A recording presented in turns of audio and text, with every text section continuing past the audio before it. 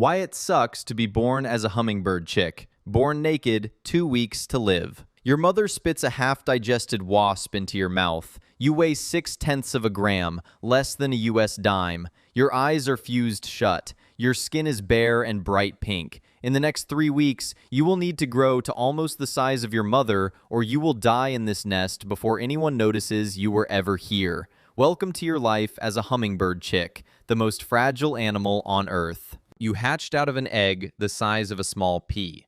There were 2 eggs. There was one sibling next to you, slightly larger, slightly louder, slightly more likely to live. Your father has never been to this nest. Your father has never met your mother since the 8 seconds it took to make you. He will never come. He does not know you exist. Your mother built this nest by herself. She incubated the eggs by herself. She will feed you by herself, defend you by herself, and decide, by herself, which of you gets the next mouthful of bug paste. She is roughly 4 grams. Her brain is the size of a grain of rice. And for the next 3 weeks, every decision that keeps you alive will be made by that brain. You cannot regulate your own body temperature. You cannot lift your head. You cannot see. You cannot make a sound louder than a tick. You are, technically, alive. The nest you live in is the size of a walnut shell. Its walls are about as thick as a coin. It is built out of plant down, lichen, and the most important material in your entire infancy, spider silk. Your mother spent days finding spider webs and wrapping the strands around the tiny cup of fluff that holds you up. She did this because spider silk does something almost no other natural fiber does. It stretches. You and your sibling are going to grow fast. In 3 weeks, you will be roughly the size of your mother. The nest you live in right now would not fit one of you, much less both. So your mother engineered the only crib in the natural world that grows with its occupants. As you swell, the silk fibers stretch sideways and the walls thin out, until by the end you are spilling over the rim of a nest that started off looking like a thimble. She also chose the location with care, probably under a leaf canopy that hides you from above, probably on a branch too thin for a squirrel to walk on, probably near the trunk where the wind hits softest. She did all of this because the next 3 weeks will involve roughly 40 different things trying to kill you, and the nest is the first wall between you and most of them. It is not, however, much of a wall. The walls are the thickness of a coin. The whole structure could be flattened by a single thumb. You and your sibling are protected by spider silk and your mother's optimism. That is the entire defense system. Inside the nest, in the dark, naked, eyes shut, you wait for the next mouthful. Adult hummingbirds eat almost their entire body weight in food every single day. You, the chick, have to eat enough to grow more than 100 times your birth weight in 3 weeks. That is not a normal amount of growing. That is the kind of growth rate biologists usually only see in caterpillars.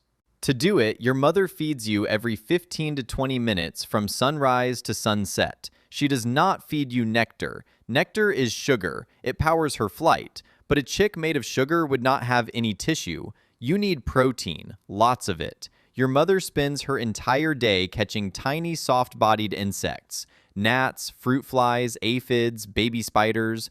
She crushes them in her crop, mixes them with a little nectar, and stores the slurry inside her own throat. When she lands on the rim of the nest, she does not gently dribble food into your beak. She inserts her long needle bill straight down your throat, sometimes most of the way to your stomach, and pumps the insect paste directly into your crop. From the outside, it looks like she is stabbing you. From the inside, it is the only thing keeping you alive. If she misses 1 feeding cycle, you slow down. If she misses 3 or 4, you can starve before sunset. There is no fat reserve, there is no backup parent. If she gets eaten by a hawk on a foraging run, you and your sibling will be dead by the next day. Your survival is a continuous chain of 15-minute deliveries from a 4-gram bird with a rice grain brain. There is no plan B. Adult hummingbirds have a trick for surviving cold nights. It is called torpor. They drop their heart rate from over 1,000 beats per minute down to about 50. Their body temperature falls from 40 degrees Celsius to as low as 18, sometimes much lower. They look dead. They are not. They are saving energy until sunrise. You, the chick, cannot do this. Your body has not finished developing the systems that let an adult cool down without dying. If your temperature drops too far, you do not enter torpor. You just die. So your mother has a problem. She also wants to enter torpor. It is how she survives the night without food. But if she does, you freeze. So she does the next best thing. She uses what scientists call shallow torpor. She holds her body temperature at a middle setting, not as cold as deep torpor, not as warm as a normal day. And she lays on top of you all night, transferring just enough heat through her chest to keep you alive. This means she goes to sleep most nights running her own metabolism harder than she needs to just to keep you warm. It costs her food. It costs her energy. If she is sick or weak or the night is unusually cold, she may not be able to keep it up. A sudden cold snap can kill an entire brood of hummingbird chicks in a single night. So can a heavy rain. So can wind that knocks the nest sideways. The nest is the size of a walnut. You weigh nothing. The world is huge. You spend every night being held up by a 4-gram bird who is making a slow, deliberate trade between her own survival and yours. Now we get to the list. Jays will eat you. Crows will eat you. Ravens will eat you. Snakes, especially rat snakes, will climb the tree, find the nest, and eat both of you in a single visit. Squirrels will rip the nest open looking for the eggs and not bother to stop when they find chicks instead. Larger lizards will take you. Frogs that are big enough will take you. There are documented cases of large praying mantises killing and eating hummingbirds, of hummingbird chicks specifically. Anything bigger than a paperclip is potentially a predator. Your mother's defense against all of this is to attack. She is the size of half a stick of gum. She weighs 4 grams. And when something approaches the nest, she launches herself directly at it. She will dive bomb a jay 6 times her size. She will needle a snake in the eye. She will ram a hawk in the chest at 30 miles an hour. She rarely wins these fights. She does not always come back. If she does not come back, you have a few hours. Estimates of how many hummingbird nests get raided before fledging vary,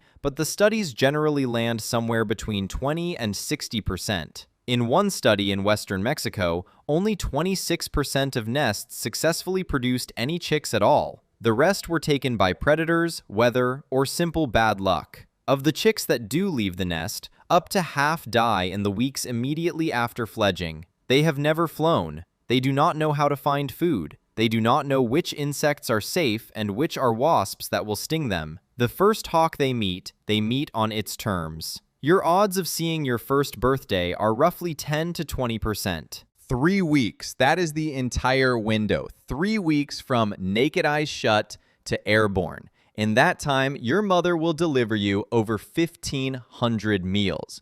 She will defend you from at least one attack. She will hold your sibling and you on her chest through every cold night. She will lose weight doing it. When you finally leave the nest, she will not say goodbye. She will not migrate with you. She will not teach you how to find food. Hummingbirds are born with a hard-coded instinct map. They figure out flowers, insects, and the route to Mexico mostly on their own. You will fly off and either survive your first season or you will not. Your mother, meanwhile, will probably begin building a second nest within days, sometimes with the same male, usually with a new one. The cycle will repeat. She has maybe 3 breeding years in her if she is lucky. 3 weeks ago, you were a pea-sized egg. Today, you have to fly to Mexico. Tomorrow, you have to find a flower no one has shown you. Next month, you have to outrun a hawk that has hunted hummingbirds since before you were born. Most of you will not make it. You are a hummingbird chick. The most spectacular metabolism on Earth grew out of one of the worst odds anything has ever been born with. If you made it to the end, hit subscribe. Next week, we figure out what it's like to be the wasp she fed you.